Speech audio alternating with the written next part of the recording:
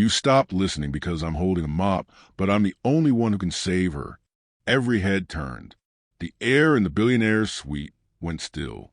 20 pediatric specialists flown in on a Billionaire's jet. 6 monitors screaming in discord. And the only person who saw the truth was the woman paid to scrub their floors. Amelia Madanero lay small and still beneath a tangle of wires, her heartbeat a stutter in the blue glow. The child's skin was flushed with fever. Her father's suit hung rumpled, collar open, face gaunt with sleeplessness. Machines blinked. Voices argued. Wealth meant nothing here.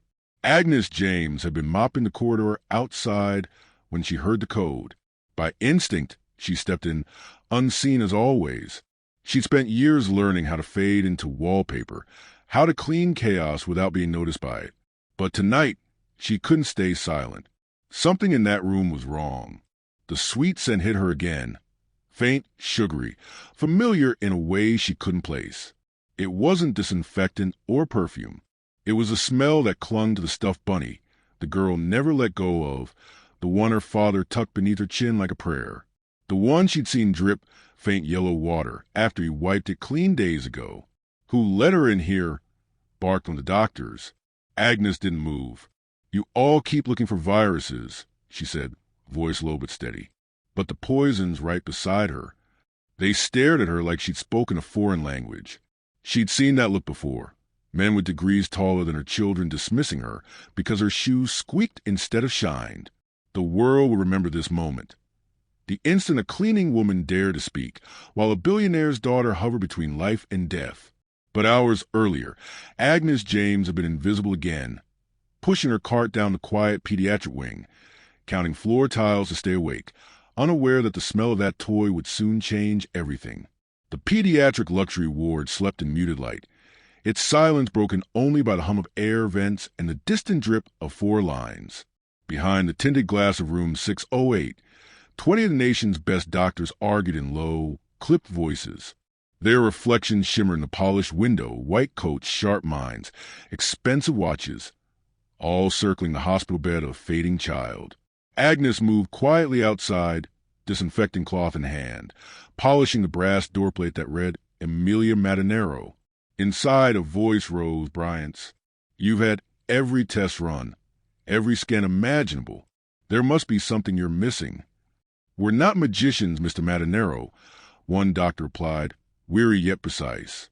The lab showed no infection, no autoimmune response. We're exploring rare metabolic syndromes. Metabolic syndromes? Bryant's tone cracked like a whip. My daughter's wasting away while you explore. Agnes's hands paused mid-wipe. The exhaustion in his voice stirred something deep, a sound she remembered from her husband's final nights, when she begged the nurses to check him again, certain something was wrong. They hadn't listened then, either. Later, as the doctors dispersed, a young nurse lingered in the hall, rubbing her temples. You okay? Agnes asked softly. The nurse smiled weakly. Haven't slept in 30 hours. None of us have. It's like she's slipping through our fingers, and we can't see what's holding her. Agnes nodded, gripping her mop handle. Sometimes the things that hurt us don't show up on screens. The nurse blinked, startled by the quiet certainty in her tone, but said nothing. Agnes continued down the corridor, her reflection gliding beside her in the glass walls. 2 women, same exhaustion, different uniforms. She glanced once more into room 608. Amelia lay small and still, her chest rising shallowly, a plush bunny tucked against her cheek. Agnes watched her for a long moment, a feeling settling heavy in her chest, a promise, unspoken but fierce. She wouldn't just watch this child fade. Not again. As Agnes looked at the sleeping girl, she wondered how many quiet heroes stay silent because no one believes they matter. If stories like hers make you pause, if you've ever felt unseen yet tried anyway, then stay with us. Maybe this story is yours, too. By morning, the suite smelled faintly of lavender disinfectant and sleeplessness. Brian Madanero hadn't left his daughter's side in days. His voice, once the confident rhythm of boardrooms, was now raw and uncertain. She needs her bunny, he muttered as a nurse tried gently to remove it from Amelia's grasp to change her sheets. Don't take it away. It calms her. The nurse hesitated, then relented. The plush toy, once cream-colored, now dull by use, was tucked carefully against the child's thin arm again. Brian's gaze lingered on it, as if the toy alone tethered his daughter to the world. Agnes watched from the corner, pretending to polish the tray table. She'd seen that same toy every night since Amelia was admitted. Its stitched smile unchanging, its fur slightly damp around the edges from the child's fever hands. But this morning, the smell was stronger, sweet, cloying, not the sterile scent of hospital linen. It reminded Agnes of basements after heavy rain. As the nurse lifted Amelia's sleeve, Agnes noticed faint red blotches trailing along her inner forearm. The same curve where the girl held the bunny each night. The pattern wasn't random. It followed contact, not circulation. Agnes's brow furrowed. She'd seen skin react like that before. Her mind tugged her backward to a classroom that smelled of alcohol wipes and chalk dust. Introduction to Microbiology, 2002. She was 22, a young mother sitting in the front row, scribbling notes while Professor spoke about Stachybotrys chartarum, black mold, the silent invader that thrived in damp fibers, hiding in toys, carpets, even stuffed animals. Remember, the professor had said, pointing to the slide, its spores can mimic illness, respiratory distress, fever, rash, neurological issues, all while tests come back negative. She could still see the photo projected on the screen. A child's hand, rash curling around the thumb where a contaminated blanket had rested. Agnes hadn't thought of that image in years. Now, in the sterile hum of the Billionaire suite, it returned with unsettling clarity. She turned toward the cleaning cart, gripping it tightly to steady herself. The logical part of her mind whispered that she was overreaching, that the doctors would have noticed if something so simple were at fault. But the other part, the mother, the student who never finished, knew better. Her eyes drifted back to the bunny. Its button nose gleamed faintly under the fluorescent lights. Amelia stirred, whispering weakly, "Bunny stays." Agnes swallowed hard. "Yeah," she murmured, mostly to herself. "Bunny stays, but maybe it shouldn't." The pediatric wing fell quiet after midnight. The day shift nurses had gone home. The doctors retreated to their on-call rooms, and only the rhythmic beeping of monitors marked the passage of time. Agnes moved to the hallway like a shadow, her cart wheels whispering against tile. Room 608 glowed softly at the end of the corridor. She paused outside, glancing through the glass. Amelia slept beneath the sterile halo of lamplight, the stuffed bunny curled in her arms as if guarding her dreams. Brian had finally drifted into an uneasy sleep on the couch, shoes still on, head tilted back in exhaustion. Agnes's heart pounded. She pushed her cart forward, the clink of spray bottles muffled under the hum of the vents. Inside, she wiped the counters mechanically, pretending routine. But her eyes kept sliding toward the toy, small, harmless, dangerous. When she was sure no one was watching, she reached into her apron pocket and pulled out a piece of sterile gauze she'd taken from the supply cart earlier. Hands steady despite her racing pulse, she lifted the bunny by its ear, careful not to disturb the sleeping child. The faint, sweet odor hit her again. She dabbed the gauze against the matted fur, pressing gently to collect what dust or residue she could. Then, from her cart, she took a cotton swab and brushed along a seam near the paw. A grayish smear appeared, subtle, but there. She slipped both samples into a specimen bag she'd saved from an old trash pickup and tucked it deep into her pocket. In the janitorial closet down the hall, she locked the door and turned on the dim light. Her hands moved automatically, mixing, testing, remembering. She tore open a pack of pH strips, poured a small measure of floor cleaner into a glass vial, added a drop of diluted ammonia. Then, carefully, she dipped the gauze into the solution. At first, nothing. Then the color bled, yellow to green, green to sickly blue. Agnes inhaled sharply. That color shift shouldn't have happened. Not unless something organic, something fungal, was reacting with the base. Her stomach nodded. She'd found something. Maybe the answer. Maybe trouble. For a long moment she just stood there, staring at the strip glowing faintly under the fluorescent light. If she spoke up and was wrong, she'd lose her job, maybe more. But if she stayed silent, That little girl could die. She pressed her palms to the counter, whispering to the empty room. Tomorrow? Her reflection stared back, eyes tired but certain. Tomorrow, I'll make them listen. The hospital's executive conference room glowed like a sterile aquarium at midnight. Glass walls, polished chrome, the faint scent of coffee gone bitter. Inside, the country's top pediatric minds sat in tense formation around a glowing tablet of test results, their whispers sharp and futile. Bryant Madanero paced the room's perimeter, his tie hanging loose, eyes hollow from sleepless nights. "She's getting worse," he said, voice cracking through the tension. "You said her fever would break. You said—" "Mr. Madanero," interrupted Dr. Fielding, the Mayo Clinic specialist, adjusting his glasses with forced calm. "We've eliminated every infectious cause. It may be autoimmune." Bryant slammed his palm against the glass wall. "Autoimmune doesn't make her smell like mildew. Something's killing her, and none of you can see it." Silence thickened. Then, from the doorway, came the faint squeak of wheels and the soft rattle of a mop bucket. Every head turned. Agnes James stood there, breathless but unflinching, her cleaning cart beside her like a loyal companion. Her hands trembled, but her voice didn't. "That bunny's killing her." For a heartbeat, no one spoke. Then laughter, thin, incredulous, cruel, broke across the table. "Excuse me," one doctor scoffed. "The bunny?" Agnes stepped forward, the wheels of her bucket creaking on the marble floor. "I tested it," she said, pulling a small zip bag from her pocket. Inside lay the stained gauze and a strip of paper still tinged an unnatural green-blue. "There's contamination, something biological. I don't have your machines, but I know what I saw." "Miss James, is it?" Dr. Fielding's smile was polite in a way that meant dismissal. "You're suggesting a child's toy is more dangerous than the viral infections we've ruled out?" Bryant's jaw tightened. "Wait." He stepped closer, eyes flicking between her trembling hands and the bag. "You said you tested it?" She nodded. "Yes, sir.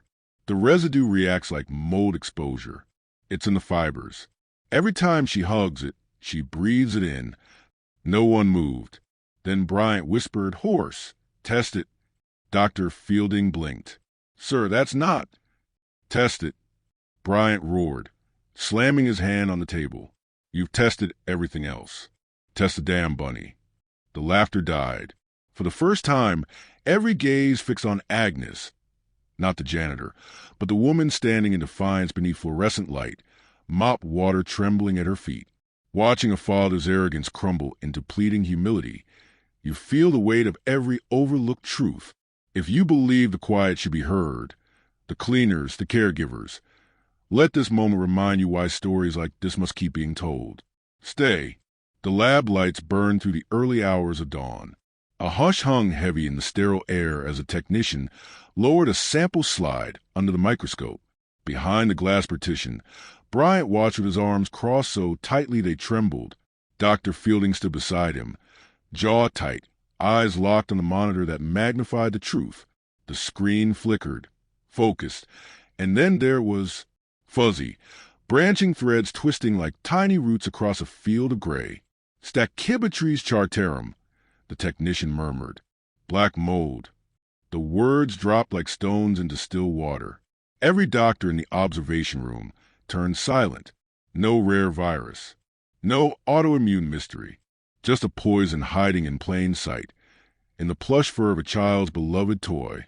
Dr. Fielding cleared his throat, his voice suddenly small. "Prepare antifungal therapy and begin detox support immediately." Orders flew. Nurses hurried. A new rhythm overtook the chaos. A rhythm of action, not speculation.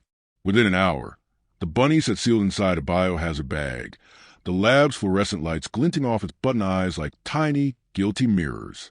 Brian stood by his daughter's bed as her lines were replaced, her vitals recalibrated. The fever that had clung to her for weeks began to ease. Her breathing steadied, a shallow whisper turning rhythmic and strong. Agnes stood near the door, hands folded around the handle of her mop, afraid to move. She watched the same doctors who had laughed at her now quoting her words. Mold exposure, mycotoxins, environmental contamination. None dared meet her eyes, yet their hurried voices echoed with unspoken acknowledgment. Dr. Fielding finally approached, his composure cracked. "We'll continue monitoring her liver enzymes," he said quietly, as if the statement could hide his disbelief. "Your observation was astute, Miss James." Agnes nodded once, unsure whether to thank him or forgive him. Bryant turned then, his face drawn, but his eyes, those cold, commanding eyes, were different now, softer, unsteady. He looked at Agnes like a man seeing daylight after weeks underground. "You saved my little girl," he said, voice thick. "I didn't even see it, and you—" His words faltered, breaking on a breath. Agnes shook her head gently. "I just saw what needed seeing, sir."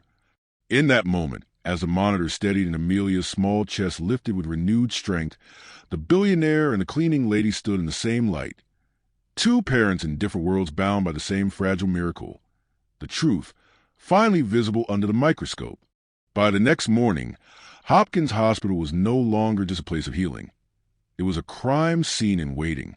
Two investigators from the Baltimore Police Department, joined by corporate security, filed into the boardroom where doctors had once dismissed a janitor's warning. Now, those same doctors stood aside while evidence filled the screen. A still image flickered. A sleek Hamptons mansion, marble floors gleaming, basement submerged ankle-deep in murky water. The timestamp, 3 weeks before Amelia's symptoms began. Detective Ruiz pointed at the feed. "The origin of the contamination wasn't the toy itself," she explained. "It was where it had been stored. This," she tapped the screen, "was a deliberate flood." Bryant's face hardened as another frame appeared. A maintenance worker in overalls bent beside the pipes, a tool in his hand, eyes flicking toward the security camera before cutting it off. The image froze on his face, ordinary, forgettable, but the name attached to the work order was anything but. "Liam Vero," Ruiz continued, "subcontracted through a facilities company owned indirectly by Carson Kell." Bryant swore under his breath. Kell, the rival tech magnate, the man who'd been circling his company for months, waiting for any sign of weakness. "It wasn't just business sabotage," Ruiz said. "We believe he intended to push your merger deadline past viability. The illness in your family was a distraction he needed." Bryant's hand covered his mouth. "He tried to destroy my life through my daughter." In the quiet that followed, the air seemed heavier. The hum of the projector filled the room like distant thunder. Agnes stood near the doorway, half hidden, her mop handle resting against her hip.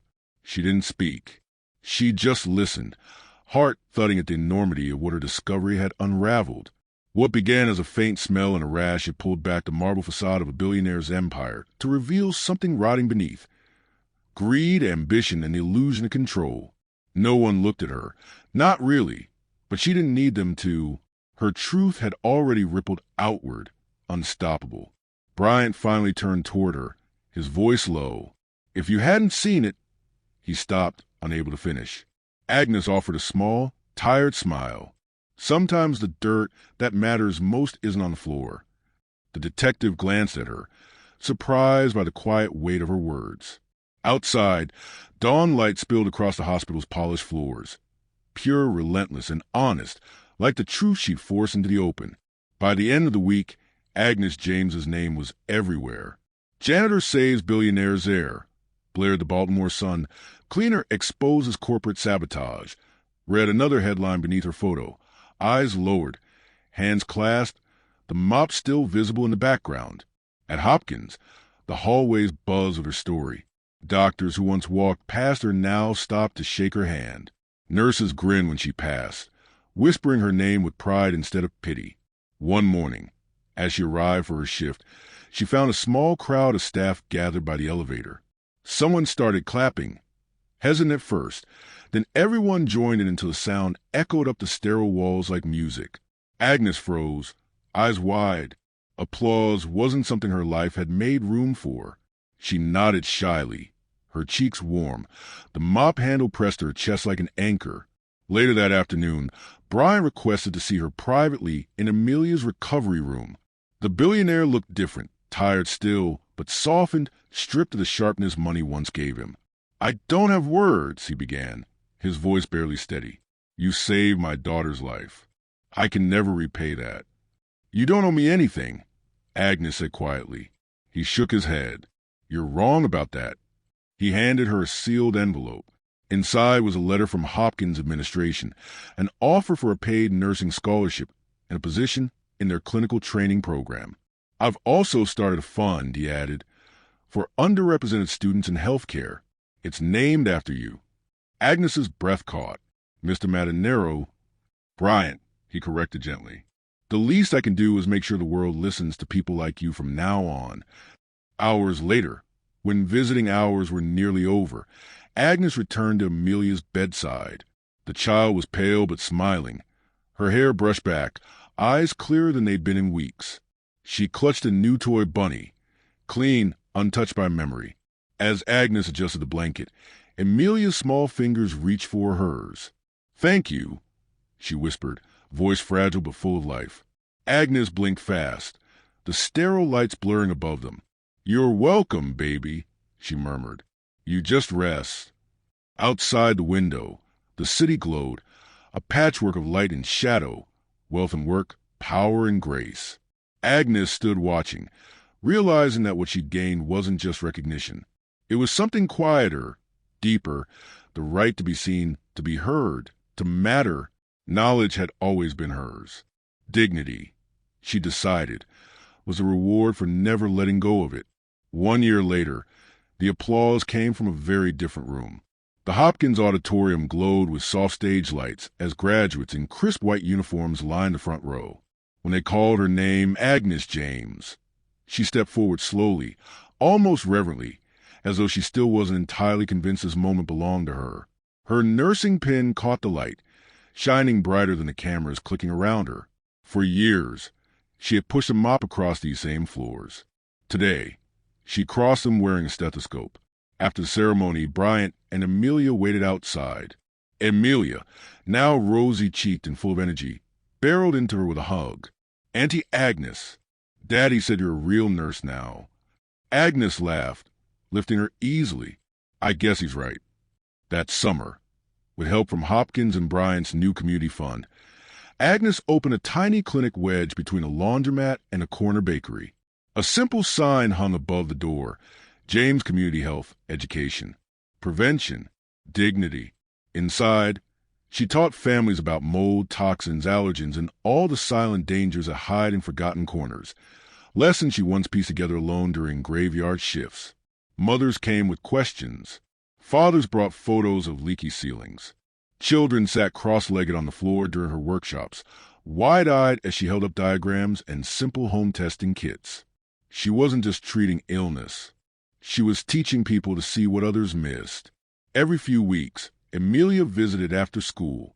She'd burst through the door with drawings for the clinic walls, crayon hearts, stick-figure nurses, and one picture of Agnes wearing a superhero cape. Agnes always pretended not to cry when she taped them up. One afternoon, while they were cleaning up after workshop, Amelia tugged on her sleeve. You saved me, she said matter-of-factly, as only a child can. So I'm going to help save people too. Agnes smiled softly. That's all I ever wanted. And to you listening, there's something to hold on to here. When someone once invisible changes a life, it reminds us that kindness and courage can rewrite any story. If that truth stirs something in you, don't just move on. Stay connected. Let stories like Agnes's keep finding hearts that need them. As dusk settled over the street, Agnes locked the clinic door and stepped outside. The sky was a watercolor fading golds and purples. Somewhere nearby, a child laughed, bright, free, full of possibility. Agnes closed her eyes and breathed in the sound. Proof, she thought, that seeing what others miss can save more than one life.